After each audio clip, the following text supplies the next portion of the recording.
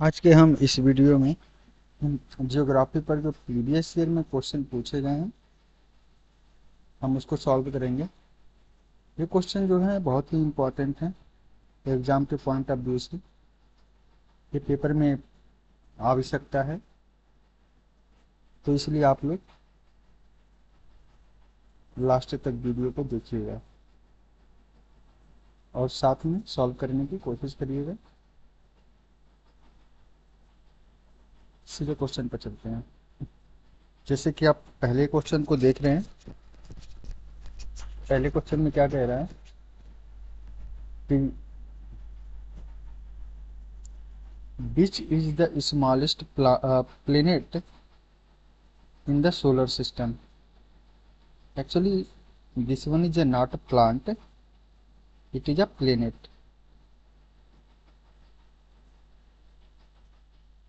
By mistake ये plant हो गया, प्लेनेट है। Which is the smallest planet in the solar system. तो सीधा सवाल सीधा सिंपल है कि अपने सोलर सिस्टम का सबसे छोटा ग्रह कौन सा है। ये ऑप्शन दे रखा है प्लूटो, जुपिटर, मरकरी, अर्थ है ना। तो कौन सा है? ये मरकरी। ऑप्शन जो है सी सही है, मरकरी सोलर सिस्टम का सबसे स्मॉलेस्ट प्लेनेट है। सेकेंड है कि the fact that the planet, ये फिर से गलत है, ये है planet planet move around the sun not in circle but in ellipse was first demonstrated by। Question में ये पूछा गया है कि जो ग्रह सूरज की परिक्रमा करते हैं वो सर्कल फॉर्म में नहीं करते हैं, इलिप्स फॉर्म में करते हैं। तो ये जो इलिप्स फॉर्म में जो परिक्रमा है इसके बारे में सबसे पहले किसने बताया था? ठीक है, यहाँ पर आप देख रहे हैं ऑप्शन गैलीलियो, मार्टिन लूथर और ये है जॉन्स कैपलर, एक कॉपरनिकस। ठीक है, इसमें कौन है आपका? ये जॉन्स कैपलर।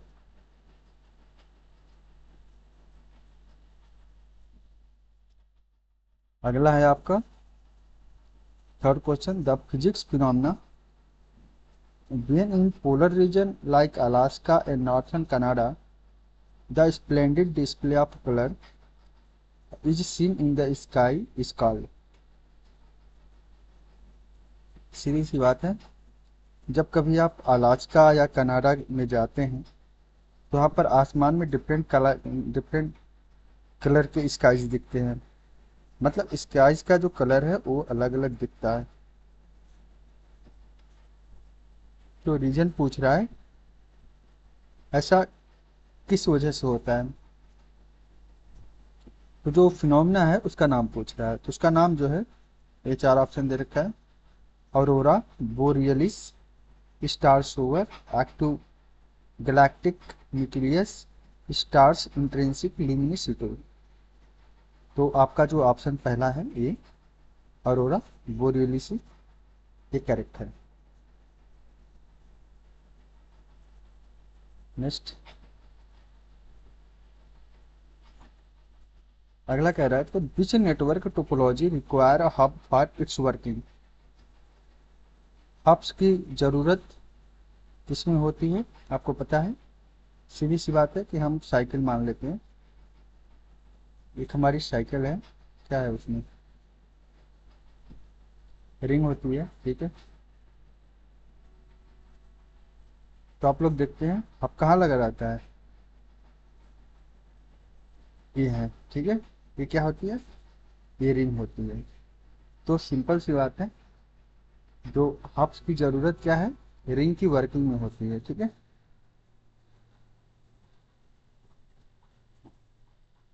तो हब की जो जरूरत है ये रिंग की वर्किंग में होती है। तो इसका ऑप्शन क्या है? पहला वाला सही है।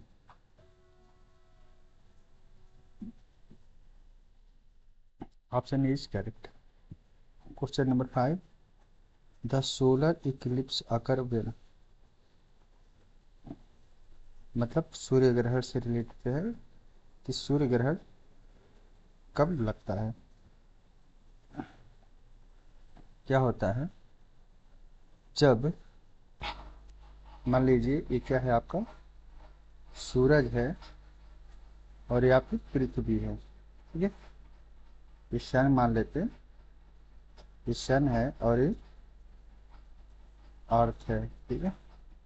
तो क्या होता है, इसके बीच में मून घुस जाता है, ठीक है। तो क्या है, मून। तो क्या होता है, सूरज की रोशनी जब पड़ती है मून पर तो क्या होती है, ये ऐसे ही पास कर जाती है, ठीक है। तो सूरज की रेडिएशन पृथ्वी पर नहीं पहुंचती है, तो उससे क्या होता है, हम लोग को दिखेगा नहीं। इससे क्या होता है, हम क्या कहते हैं, सूर्य ग्रहण कहते हैं ना। तो सीधा सा सवाल जवाब है कि जब सूरज और पृथ्वी के बीच में चंद्रमा आ जाती है तब क्या लगता है, सूर्य ग्रहण लगता है, ठीक है। अगला है God particle is, God particle क्या है, ये है न्यूट्रिनो, बी है हिग्स बोसन, सी है मेसन, डी है पोजिस्ट्रॉन। तो गॉड पार्टिकल क्या है, हिग्स बोसन, ठीक है।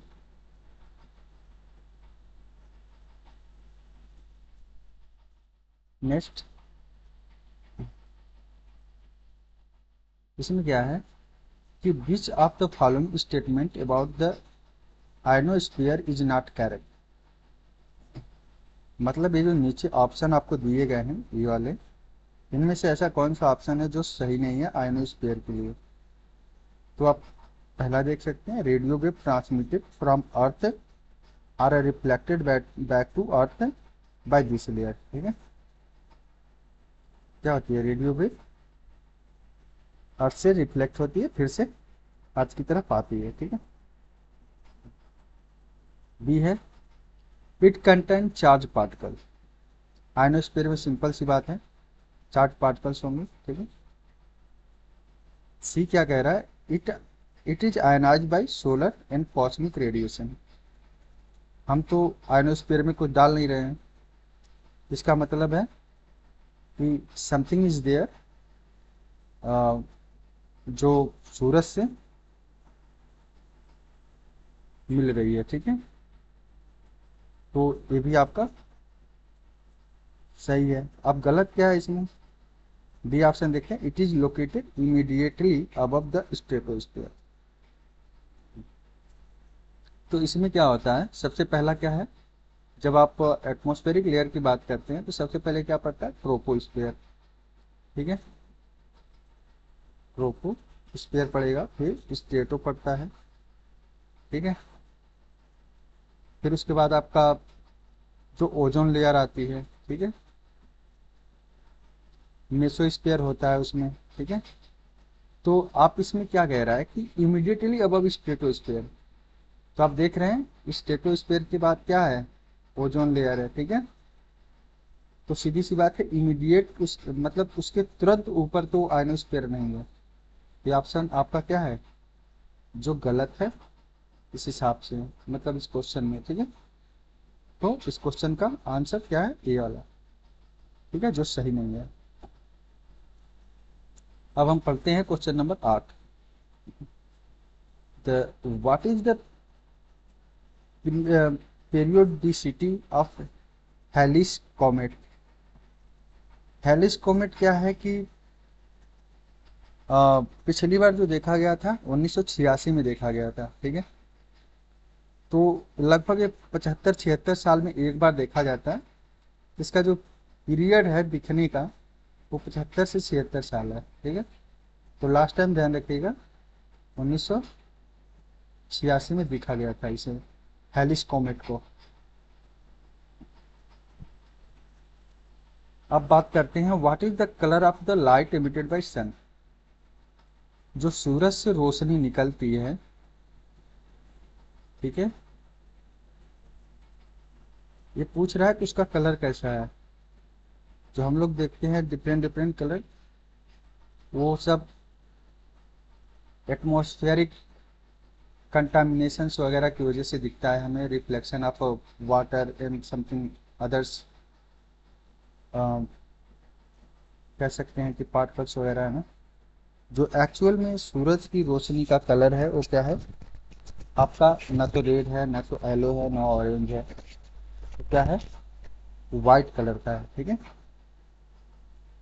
ये ध्यान रखिएगा कि जो सन रेडिएशन को एमिट करता है उसका कलर क्या है, वाइट है, ये वाला, ये इंपॉर्टेंट है।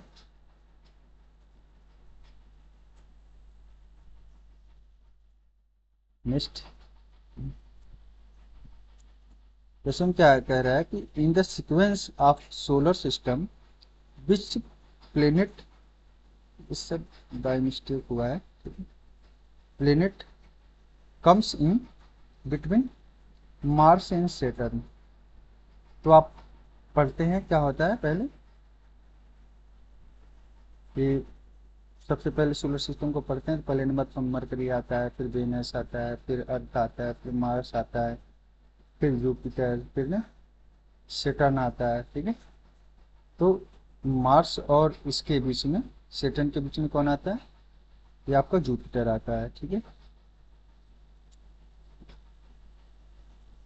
नेक्स्ट 11 क्या है, when does the entire earth experience equal day and night.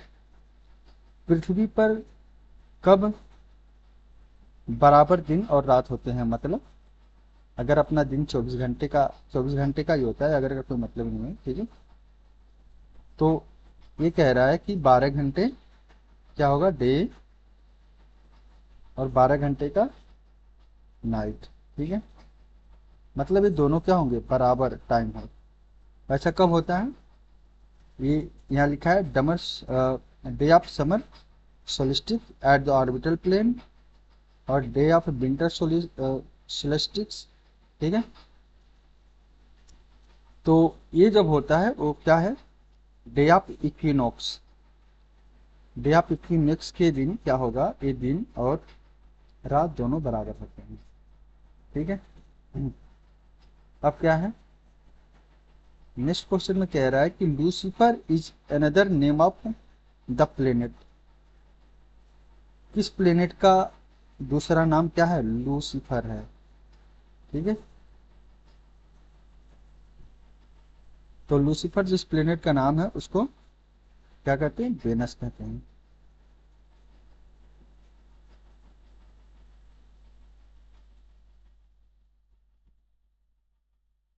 13 वाला क्वेश्चन देखते हैं, planetary scientist call the thin gaseous envelope around the moon as. जो प्लेनेटरी साइंटिस्ट हैं वो कहते हैं कि जो चंद्रमा है उसके एटमॉस्फेयर में बहुत ही एक थीन गैस का एटमॉस्फेयर है। ठीक है,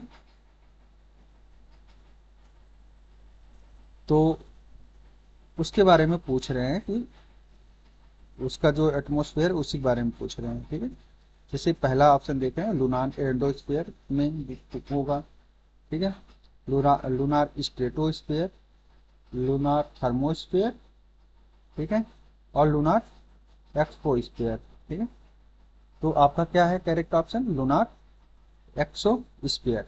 ठीक है, इस क्वेश्चन का जो थीम गैसेस का इन्वेलप है चंद्रमा पर, मून पर, वो कहां पर है, लूनार एक्सपोस्फेयर में है। ठीक है, एक्सोस्फेयर।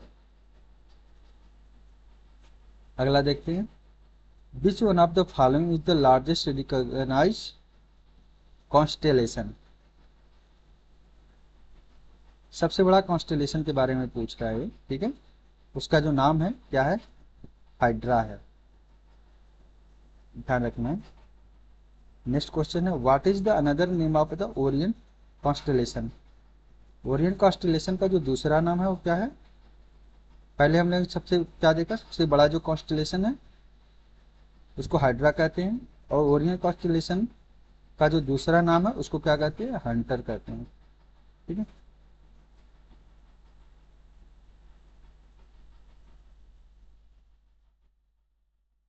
नेक्स्ट क्वेश्चन क्या है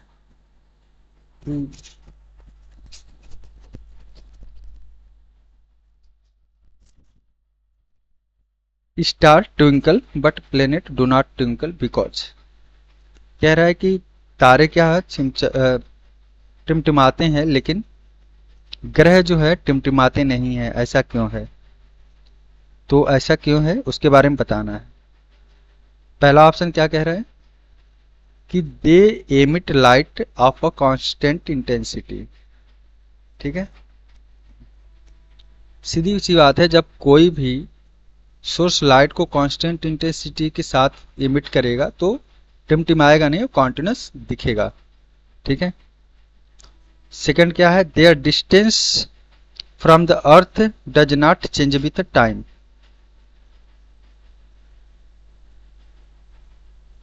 पृथ्वी से कह रहा है कि उनकी जो दूरी है वो क्या है, समय के साथ चेंज नहीं होगी। अगर समय के साथ चेंज नहीं रही हो रही है, अगर कोई चीज़ जल रहा मतलब सिंपल सी बात है, लाइट को एमिट कर रहा है तो हमेशा दिखेगा। ठीक है, सेकंड क्या है, थर्ड वाला, they are the very far away from the earth resulting in decrease in intensity of light. पृथ्वी से जो तारे हैं बहुत दूर हैं, जिसकी वजह से क्या है कि जो लाइट की इंटेंसिटी है वो क्या होती है, कम होती है। सिंपल सी बात है, जब लाइट की इंटेंसिटी कम होगी तो क्या होगा, डिम, जैसे देखते हैं ना हम लोग, पावर ऑन ऑफ होना है ना, तो इंटेंसिटी जब लाइट की कम होगी तो वो थोड़ा डिम दिखेगा, फिर बढ़ेगी तो फिर वो थोड़ी सी लाइट ज़्यादा दिखेगी, है ना। तो ये आपका ऑप्शन जो है सी वाला सही है। डी में क्या कह रहा है, they are near to the earth, simple सी बात है, तारे तो नज़दीक है ही नहीं। ठीक है, तो ऐसे ही गलत हो गया। अगला देखते हैं, ब्लैक होल क्या है। क्वेश्चन में है ब्लैक होल क्या है। हम लोग को पता है कि जो ब्रिटिश के साइंटिस्ट हैं उन्होंने अपने स्पेस में इन्होंने एक ब्लैक होल को मतलब सर्च किया है। ठीक है, ब्लैक होल, वो ब्रिटिश के साइंटिस्ट थे। वो जो लोकेशन है जहाँ पर उन्होंने ढूंढा उसका नाम है अटलांटिका। ठीक है, अटलांटिका एक जगह है जहाँ पर ब्रिटिश के साइंटिस्टों ने ब्लैक होल की खोज करी हुई है। उसके ऊपर जो है क्या है, ब्लैक होल है स्पेस में। ठीक है, तो ऑप्शन आपका सी। 18 क्या है कि the constellation Saptarishi is known to western as the, जो सप्तऋषि है उसको वेस्टर्न्स में कैसे जाना जाता है। ठीक है, तो सप्तऋषि का मतलब हम लोग तो जानते हैं, जैसे अपने नॉर्थ इंडिया मतलब इंडिया में सप्तऋषि का मतलब 7 मॉन्क होता है ना। सीधे आप ऑप्शन सप्तऋषि जहाँ देखे 7 मॉन्क मार देने। ठीक है, नेक्स्ट फिर से क्वेश्चन रिपीट हो गया, when does solar eclipse take place. कुछ समय हम लोगों ने पहले बात की थी, जब सूरज और पृथ्वी के बीच में चंद्रमा आ जाती है तब क्या होता है, सूर्य ग्रहण लगता है। ठीक है, तो आपका ऑप्शन क्या है, सी सही है, when the moon is between sun and earth. ठीक है, नेक्स्ट क्वेश्चन है, where among this place sun will rise the earliest. वह जगह कौन सी है जहां पर सूरज सबसे पहले दिखता है। ठीक है, क्वेश्चन पूछने का जो मतलब है वो हिंदी में ही है कि वह जगह कौन सी है जहां पर सूरज सबसे पहले दिखता है। तो हम लोग को पता है, हम लोग पहले पढ़ते हैं, उगते सूरज का देश किसको कहते हैं, जापान को। तो जगह का नाम क्या है, टोक्यो है। ठीक है, 21 वाला क्वेश्चन है, the word blood moon is used for. Blood moon किसके लिए इस्तेमाल करते हैं, वो चंद्र ग्रहण में जब होता है ना, तब होता है लूनार इक्लिप्स। ठीक है। फुल मून में तो आपको पता है, चंद्रमा आप देखते ही हैं कि फुल मून में कैसा दिखता है। सोलर सूर्य ग्रहण में सारी रोशनी क्या करता है, चंद्रमा खुद ही कवर कर लेता है। ठीक है। तो इसका जो करेक्ट ऑप्शन है वर्ड ब्लड मून, इसके लिए इस्तेमाल करते हैं, लूनार इक्लिप्स के लिए। ठीक है।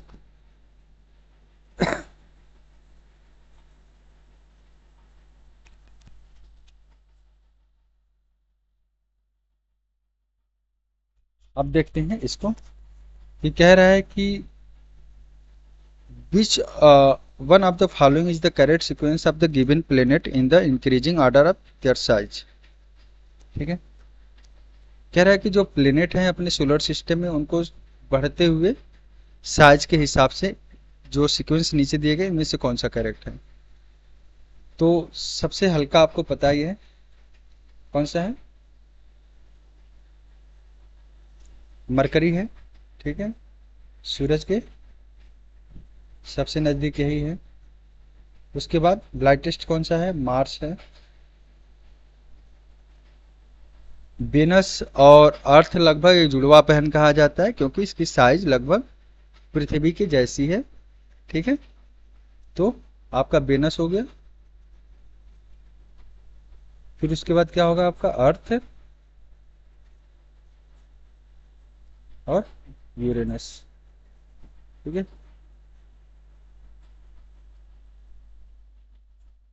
तो आपका ऑप्शन कौन सा है, बी वाला करेक्ट है। लास्ट नेक्स्ट क्वेश्चन देखते हैं। Sun appears red in colour at sunrise and sunset due to.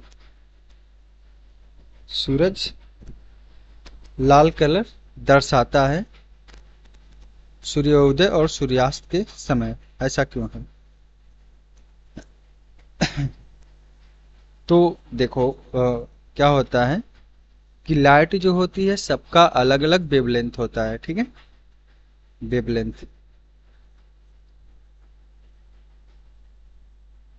जिसका वेवलेंथ कम होगा वो क्या होगा, बहुत जल्दी डिसअपियर हो जाती है। ठीक है। अब रेड लाइट जो होता है इसका वेवलेंथ क्या होता है, ज्यादा होता है। ठीक है। जो लेमडा की वैल्यू होती है ये क्या होती है, ज्यादा होती है, जिसकी वजह से क्या होता है, ये जो सनराइज एंड सनसेट के टाइम पर जो आप देखते हैं रेड कलर, वो इसीलिए होता है क्योंकि इसका वेवलेंथ क्या होता है, ज्यादा होता है। तो आपका ऑप्शन क्या है, red light having the longer wavelength skaters away. ठीक है। ये आपका जो ऑप्शन बी है वो करेक्ट है। नेक्स्ट क्वेश्चन है, the tide in the sea are primary due to. जो टाइड आता है समुंदर में, पूछ रहा है कि ये किस वजह से आता है। तो हम लोग को पता है कि चंद्रमा और अर्थ के क्या ग्रेविटेशनल फोर्स की वजह से टाइड आता है। ठीक है। तो क्या है, ग्रेविटेशनल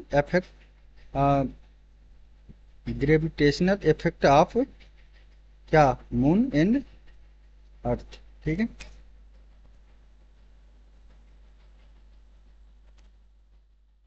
नेक्स्ट देखते हैं।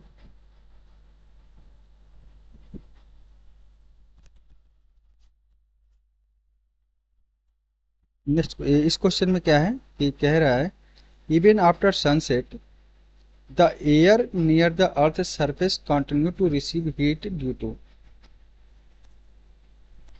मतलब ये अर्थ का मान लीजिए या आपका अर्थ का सरफेस है, इसकी सराउंडिंग में जो एयर्स है उसके बारे में पूछ रहा है कि जो कॉन्टिन्यूस क्या है, हीट को रिसीव करता है।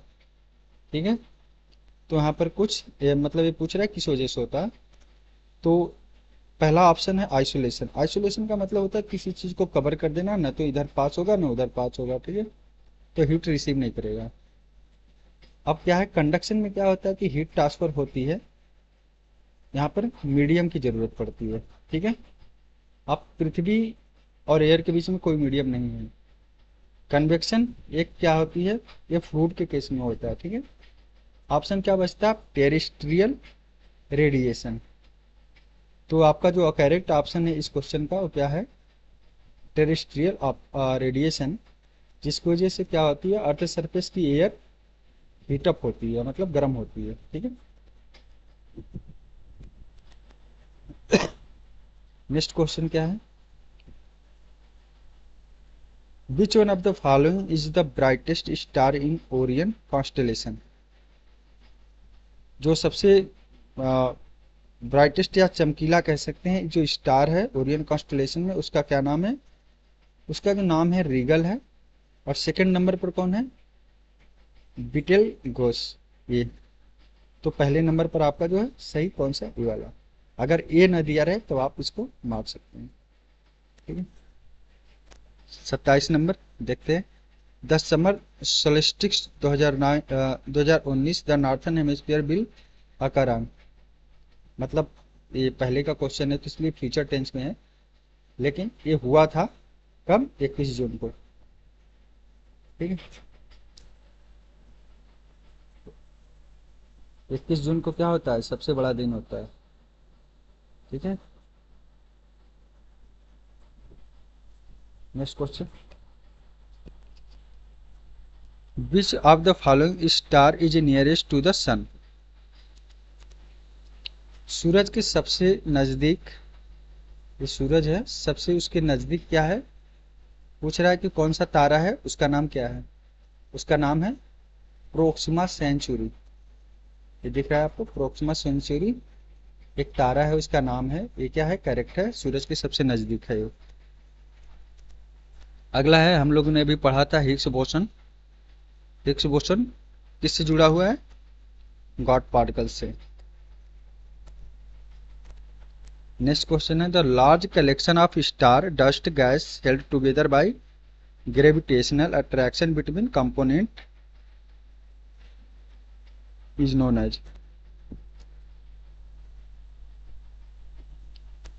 क्या है, क्या कह रहा है कि लार्ज कलेक्शन ऑफ स्टार, तारे, सबसे ज्यादा जो तारों का एक झुंड हो, उसमें धूल हो, गैसेज हो, सभी एक साथ होती हैं ग्रेविटेशनल फोर्स की वजह से, उसको क्या कहते हैं, उसको क्या कहते हैं, गैलेक्सी कहते हैं।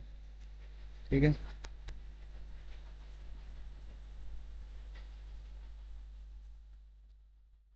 अब नेक्स्ट है, which Greek philosopher coined the term geography in 3rd century BC है। ठीक है, before Christian era, 3rd century before Christian era के पहले ये जियोग्राफी वर्ड का इस्तेमाल किया था। ठीक, तो इसमें इसका जो करेक्ट ऑप्शन आपका है, ये नाम है इरेटोस्थेंस है।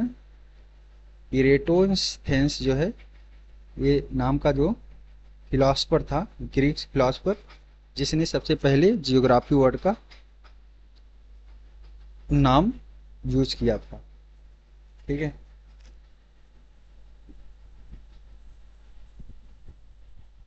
तो अब तक हम लोगों ने जो पढ़ा है वो सारे जियोग्राफी के क्वेश्चन थे जो पिछले साल पेपरों में पूछे गए हैं। तो ये सारे क्वेश्चन बहुत ही इम्पोर्टेंट थे और उम्मीद है आप लोगों को अच्छा लगा होगा।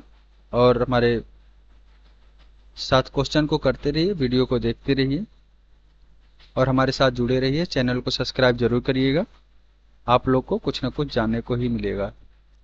तो thank you for watching my video.